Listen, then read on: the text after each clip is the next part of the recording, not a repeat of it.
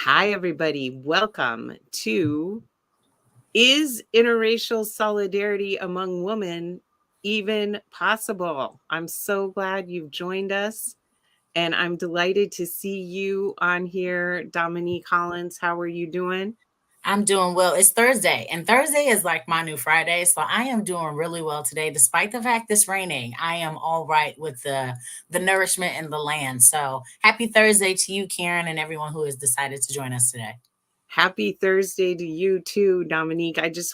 I was facilitating a workshop this morning and then I walked home in the rain and it was really beautiful to see how all the plants seemed so happy getting nourished and yeah, beautiful Yeah, day. absolutely. So, thank you to everybody who's joining us. We are streaming live on LinkedIn, on Facebook, and on YouTube. And we wanted to have a conversation about is interracial solidarity among women even possible? But before we get there, we want to introduce ourselves and talk a little bit about how we came to be in relationship with each other and those type of things. So do you want to introduce yourself first, Dominique? Well, thank you so much. I appreciate that, Karen. Hello again to for those of you who have not met me. Many of you maybe you have or may have heard one of my talks somewhere on some platform at some point. But again, my name is Dominique Hollins. My pronouns are she, her, and I am a DEI consultant. I used to work in the tech industry, both at Google and at eBay. I had a sales background, business operations, business analytics, and then I took those skills and began to apply them and actually doing executive coaching and curating workshops and experiences for intercultural competency, attending conferences, working and talking through the employee life cycle, both on the organizational side and on the individual side. And in doing that, I was at Afrotech in I believe 2016 or 2017, and I see Karen walking around. And at some point, or she saw me on stage, or something happened, and we connected. But I was intrigued by a white woman named Karen in Black spaces at a time like that. And she said, "I'm a white woman who helps other white women to combat combat racism." And I was taken aback by Karen's mission, her story, her being in the space. And I made a decision to build that relationship with Karen over time, and she is heavily invested in that. So we are practicing interracial sisterhood right now. So I'm glad to be here and to share my wisdom from my experiences with those who have decided to join us today. So thank you, Karen, for allowing me to start. Oh, please. Thank you so much, Dominique. And as your friend and sister, I have to say you are being too humble and not acknowledging all of the amazing things you have founded, including both the Black ERG and the queer ERG at eBay and our collective, which is bringing together, uniting all the Black and Brown ERGs across all Silicon Valley. That happened because of your extraordinary vision and leadership. I want to say thank you so much. And the only caveat I would make there is I worked in partnership with a number of leaders. I just happen to have a loud voice, right? But for eBay and the LGBTQ community, it already existed. I just decided to step in at that time and take it to the next level, which is what I encourage for everyone. A lot of the things we're participating in now, whether it's a movement in the workplace, a movement in our community, or things we're doing within ourselves, it starts with having to attend these events and being exposed to it and making a decision how we want to proceed. So I stepped in when others had already laid the foundation and I carried it forward, and I did so with other leaders. So thank you so much. And also, I certainly didn't do any of this alone. Thank you. Thank you for recognizing your incredible colleagues in this struggle. And Yeah. I, Karen Fleshman, I founded Racy Conversations back in 2014. The early part of my career was in the immigrants' rights movement, helping immigrants become citizens. And uh, I was working for the city of New York when reports came out that said 50% of Black men in New York City don't have a job. We have almost 200,000 young adult New Yorkers, almost entirely Black and Latinx, not in school, not working. And coming from the immigrants' rights movement, it was like, what? Like, how is that even possible? Why people come to New York City from all over the country and all over the world for the limitless career opportunities? So why aren't the people who were born and raised here working? And I dedicated myself to job training, internships, connections to employers, became the mentor to many young Black and Latina adults as they began corporate careers. And that was when I really had to face my racism, because I recognized there were so many harmful assumptions, stereotypes, behaviors I had to change.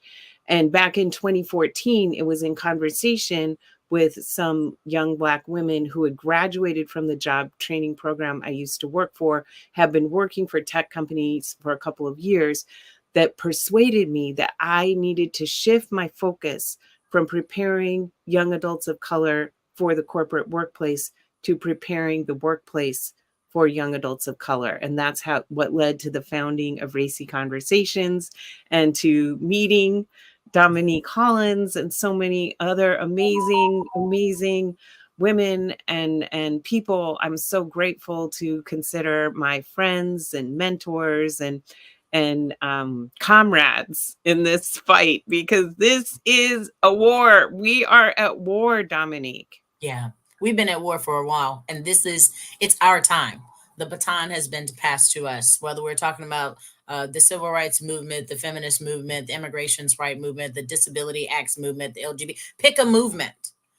It is not new. It is now in 2024. We were created for such a time as this. So this is a call to action. This is a call for support. This is a call for personal and collective awareness that we've had a lot of education, and now we need to lean into activation and then hold those in power accountable, and where necessary, dismantle these structures where they are not favorable to the collective, which from the context of American citizen, if it's supposed to be liberty and justice for all, that is all I'm asking for. I'm not asking for a handout. I'm not asking for anything more than what should be equitably applied to everyone. And we see across every part of the American infrastructure that is not true. So we can lean into the power that women have across all of our intersectional identities. How much can we achieve given the power that we hold in our communities, in our professions, and as individuals? 1,000%. And I feel well, as a white woman, we have tremendous responsibility, because of all the marginalized groups in our society, we hold the most privilege and power. We make up 40% of voters, more than any other demographic group, more than white men. If we shifted our allegiance and voted Mhm. with and for Black women in one generation, we could change everything. So it's a call in to white women to become part of interracial sisterhood and solidarity. But there is a whole lot of work that needs to happen to make that possible. And that's what we wanted Absolutely. to talk about today. Absolutely. The only thing I would add to that, Karen, is I can't speak for all Black women. Actually, I'm not speaking for all of any group. In the Mhm. context of this discussion, I am speaking only for myself and what I've experienced. I don't want white women to do any favors for Black women. I Mm, want white women to do favors for women, mm, period. And that's all of us. If you look at how organizations, particularly the Women's Network, and that's where I have a lot of my resistance to the Women's Affinity Group or the Women's Employee Resource Group, which women are they marketing towards? Look at mm, the events, look at the programs. Are you looking at all women, or are you looking at a small subset of women? Why do we have to say women and women of color? It's just mm, women. So, I mean, I don't want any favors. This isn't just a Black women's cause. It's just that Black women have really, without a choice, been the pillars of creating infrastructures for everyone. So, to basically help a Black woman is to help everyone. But if every woman helped every woman, then we wouldn't need to assign that responsibility. It just so happens that white women have been the greatest beneficiaries of the progress in the context of civil rights and diversity, equity, and inclusion. And with that power, I am, as someone who wants that allyship, demanding that responsibility and accountability as those women in those positions would want from us. mm.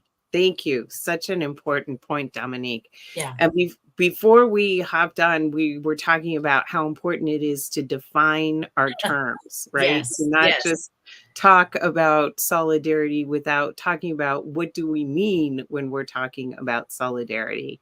Absolutely. Michelle Mijung from the Wake Up is really good at posting articles and asking us to be clear with our language, as well as Lily Zhang, who I follow on the platform with many others. We need to be specific about our language so that people understand what we mean and how we want these behaviors to be practiced. There was a time where anybody can call themselves an ally, but they were not doing the work. And I was one of the first people to say, you can't identify as an ally if you're not doing the work. Somebody you're showing allyship for should be reflecting that. And it was a big hoopla. And now we are clear about what we mean with allyship. So if you and I are going to talk about, you and I and other women leaders are going to talk about solidarity, we figured it would be great to define what do we mean by that. So then we can discuss whether or not it is viable. Hello, Maria. Thank you for joining us. Yes, and feel free to put your questions and comments in the chat as well. Please Yeah, do. when I think about solidarity, what comes to mind is like what the Black Panthers told white people, what Malcolm X told white people.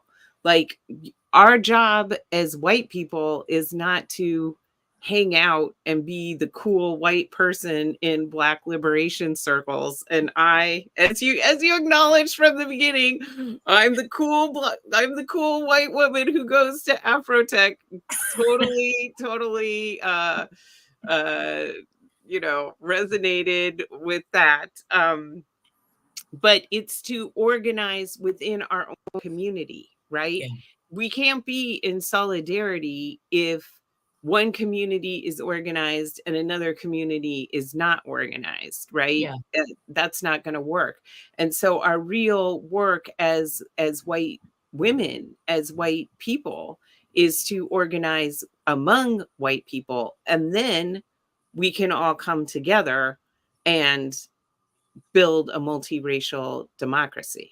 Yes. Can you, for everyone who's listening, why are we emphasizing white women in this conversation? There is a dynamic here. Why are you choosing white women in in the work that you have done? Well, number one, because I am a white woman myself. Right? Yes, yes. um, and also because we are both oppressor and oppressed, right? Yes. Yeah. We were literally brought to this country, imported in the same year. I see 1619 Project right there behind you. And we Yes. commemorated, you know, English colonial uh, enslavers Hmm. kidnapping Africans and bringing them to Jamestown in 1619. What we didn't talk a lot about is that a few months after that, they brought a boatload of white women from England, Hmm. and they were tobacco brides because they paid for their passage in tobacco, and they did like a round of speed dating with the plantation owners, and then they got married off to, because they knew the plantation owners knew that they had to have white women to make the plantation an intergenerational enterprise.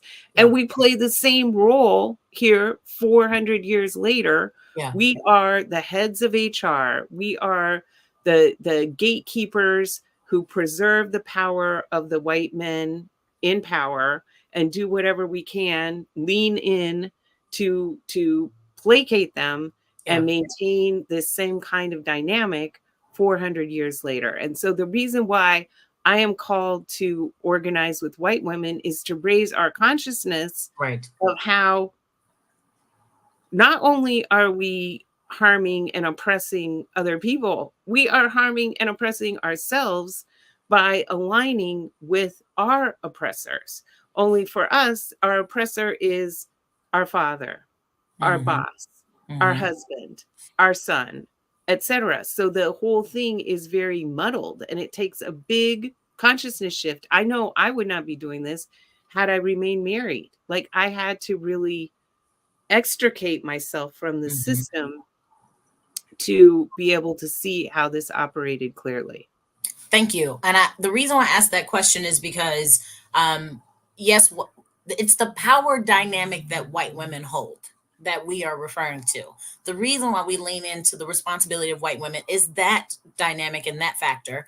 And for my role as a Black queer woman and one who often speaks on different aspects of the global majority who are non-white, it is, what is your socioeconomic privilege? What is your physical ability privilege? What is your professional privilege? What is your academic privilege? If you don't have white privilege, which has been falsely created in this social construct as this caste system that we know to be racism in America, then what other privilege do you hold? I don't want people to feel like, oh, well, I'm not white, so I don't have these issues. No, but you might have a college degree. No, you might actually work in tech. Well, actually, your family comes from wealth, or actually, you're able bodied, or you are a married mom. And so there are certain associations and privileges come from that.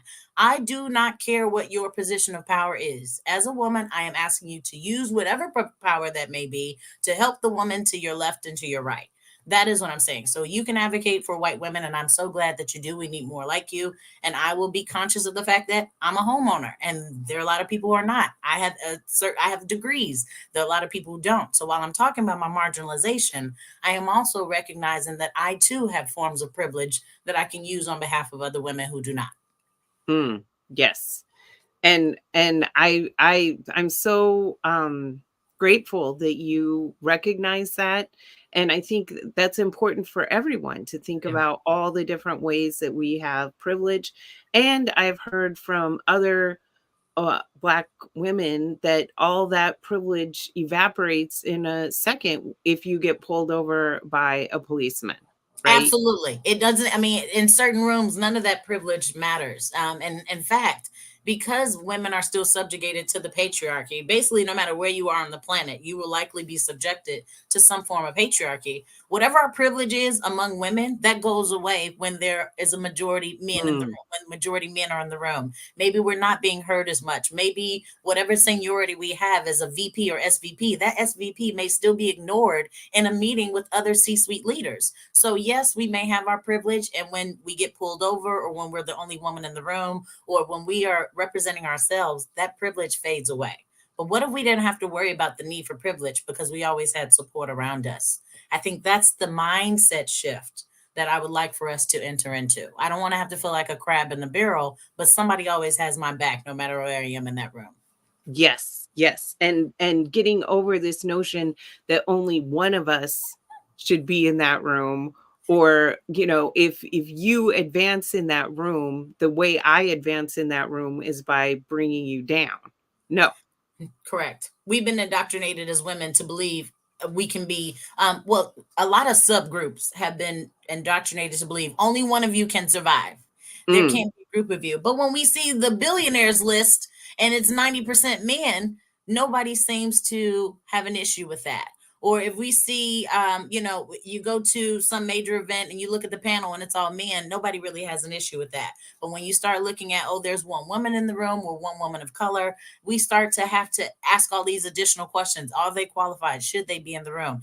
This shouldn't be the question. There should be more diversity in the room to reflect the population of viable candidates in any room where that opportunity is present.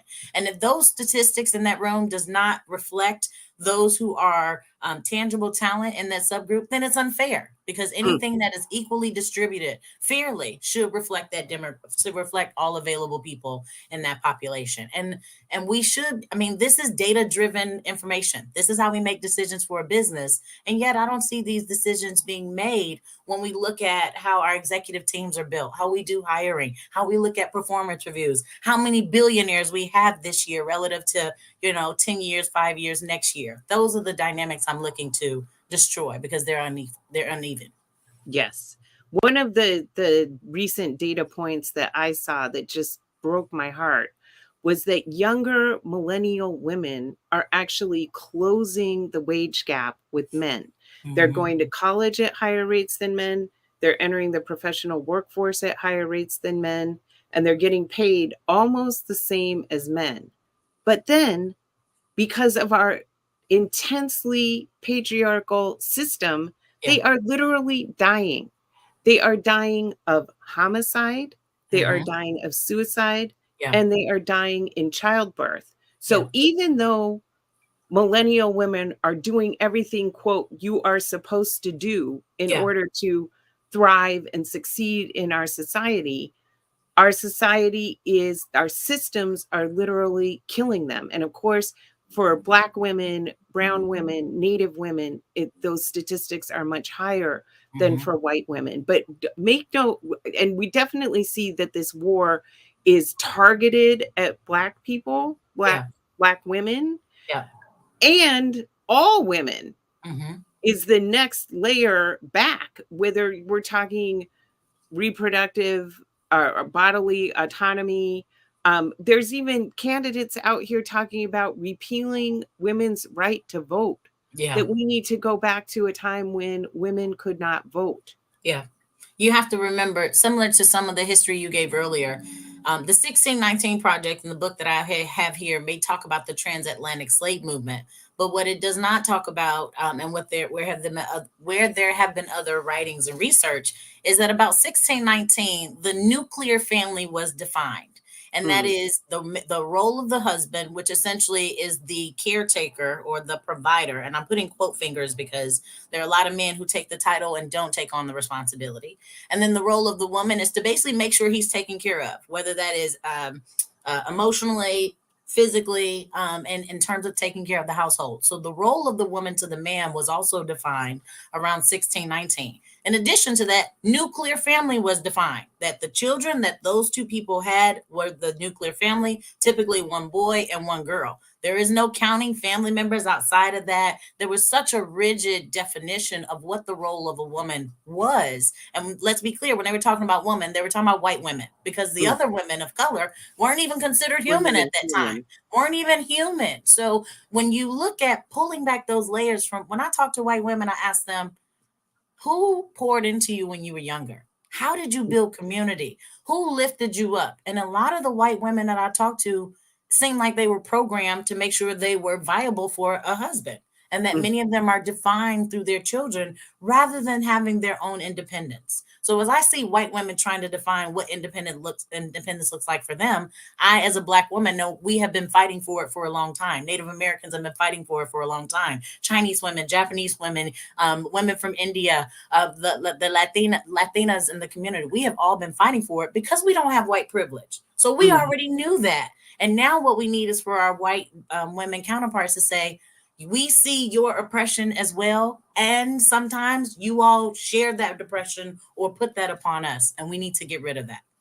Yes, one of the most telling scenes in the film Deconstructing Karen, about Regina Jackson Yes. and Syra Rao's work, having dinners with white women to confront us about our racism, is when Syra says, "You all need to acknowledge your racism, stop capping for white dudes, join us, and let's take down the patriarchy." And it cuts to the women's faces, and they're all literally like, Why would we do that? well, Yeah. it's also as if Siren just started speaking German. Like, Yeah. literally, they're like, what Yeah. on earth are you talking about? And Yeah. it's because we are so deeply invested in that system from the time we are born. What our Yes. parents are teaching us, what our school is teaching us, what church, going to church on Sunday, what we're learning there. We're so indoctrinated into this that we can't, it's like kind of inconceivable that it exists. It just is like normal to us. Yes, and that you have the privilege to be so confused. I mean, Yes. if I'm being quite Yeah. honest, when I see, I have a lot of white women activist friends who I've acquired over time, and you are one of them, and I'm so happy that we can have the tough conversations. I'll tell my white women friends, listen now, if you bring me around your family or your friends or we hanging out, I'm looking at that environment very differently from you. Mm, So I'm mm. going to need you to see what I see so I don't have to explain myself or justify myself. They understand it and they walk through it with me. So when you are confused or you're like, huh, or you don't understand it, you've had the privilege to not even have to think about it. Mm. Just like we Right? don't have to think about how I'm going to get in this door if there's not a ramp, if I have a wheelchair, or what if I don't have a Mhm. hearing aid. We don't ever have to think about that because of the able-bodied abilities that we have, but there are others who do. White women haven't had to think about the idea of dismantling the patriarchy, which they've been indoctrinated to believe is there to protect them. It never has been. Never has been there to protect you. Not in anywhere from the beginning. And that is a heavy mindset shift, which brings me to, is interracial solidarity viable, Karen? Mm. And the way, just going to the definition, solidarity is unity or agreement of feeling or action, especially among individuals with a common interest. Ultimately, this is mutual support within a group. If you Mhm. identify as a woman and you have a woman's lived experience, then in order for interracial solidarity to take place, what I suggest is you have to partake in individual reflection. What communities or groups do you have an aversion towards, and who do you gravitate to and why? It's time to do that self reflection. And then once you do that, then you can start to facilitate and develop more interpersonal relationships with other people with whom you want to build that relationship and that dynamic with. Once you can build those interpersonal relationships, it should be easier to practice that in the workforce, in your professional environment, because you do it already in your personal life. And once you can do those three, then maybe you can be a more active citizen in your community. Maybe you're doing it now. But if you're not doing all four, then you're not truly ready to operate in that solidarity. And it starts with how you see you, because that will Mhm. influence how you see others. Oh, thank you so much for sharing that, You're welcome. Dominique. It's so important. I think the other telling scene in Deconstructing Karen is when Syra and Regina are saying, you need to admit that you are racist. And the Yes. white women have such an aversion to doing that. We white women have such an aversion to doing that. And one of them admits, I already struggle so much with my self esteem that to Mm, add on, oh, mhm, I'm a racist is just too much. And mm, everybody laughs. That's like the mhm, one moment in the movie where everybody recognizes themselves in that. I am firmly convinced that mhm, self love and self compassion, we cannot be in this struggle without really, really, really loving ourselves and being compassionate with ourselves. And that is our foundation mhm. of being able to love and be compassionate with others and be humble and recognize we're all deeply flawed people who make mistakes. Yes. You know what? I am in agreement with that. I'm looking at Randy's comment, and so Karen, please take that in. It does start with us, and listen, we are human. Every single one of us was socialized to be who we are from the moment we were born until now. So if you lived your entire life with this mindset, it's not going to change overnight. I found this out as a DEI practitioner. The more I wanted people to respect me and understand my way of life and make sure I had rights, I also started to see, I had more privileges and rights than others as well. So I had to practice what I was preaching. And I had a lot of revelations that came through there. I am simply inviting women to do that same work as you decide to enter the space and become an active ally in whatever that charge may be. Today it may be gender pay equity. Tomorrow it might be how you voted for the election. It could be how you vote on housing rights, or how you treat the ethnically diverse children in your children's school. You'll start to see these things and they will affect you differently.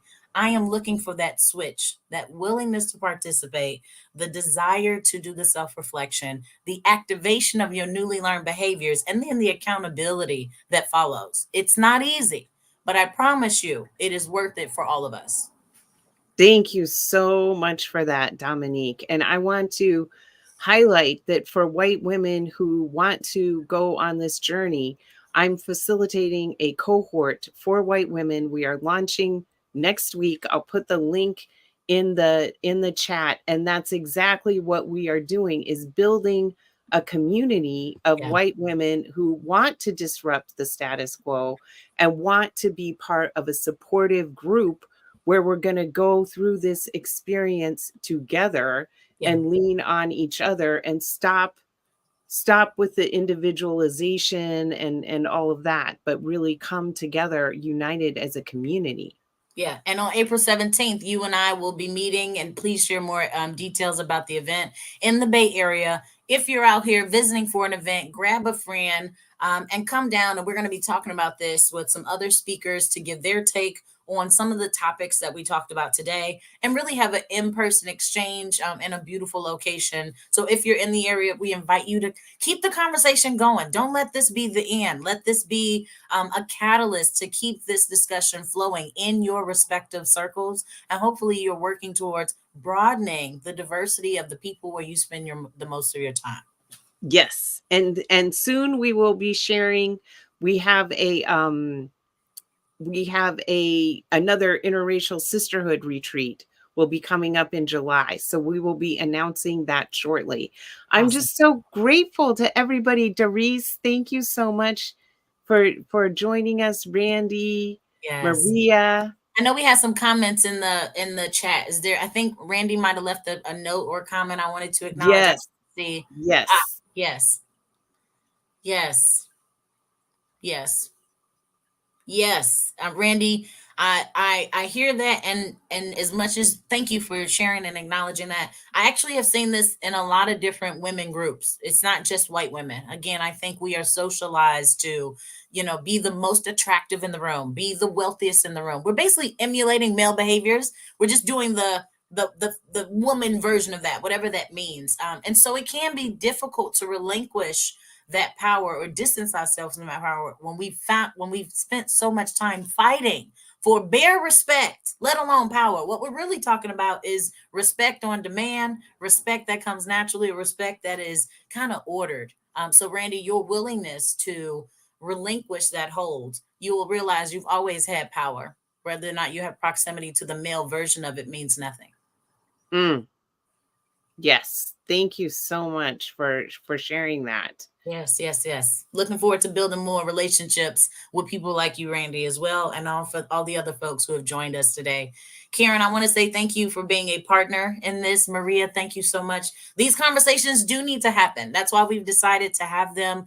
And I know that what we're talking about in California may look different in Utah, may look different in the Netherlands, may look different in a different part of India. Whatever it looks like, let's get the conversation started. And I'm pretty sure we're going to meet at the intersections because at Yes. the end of the day, we all want the same thing, and that is prosperity for each and every one of us, regardless of our lived experiences. Oh, that's a beautiful note to end on. Thank Yeah, you so much, Dominique. you're most Thank welcome. you to everyone who joined us. Please do come through April 17th in person. It's going to be amazing. Yes, Sign up for the White Women cohort. It's going to be amazing. And let's yes. keep pushing through. Let's do that. Have a great day, everyone. Thank you, Karen. I'll talk to Bye. you Thank soon. you. Thank you. Bye.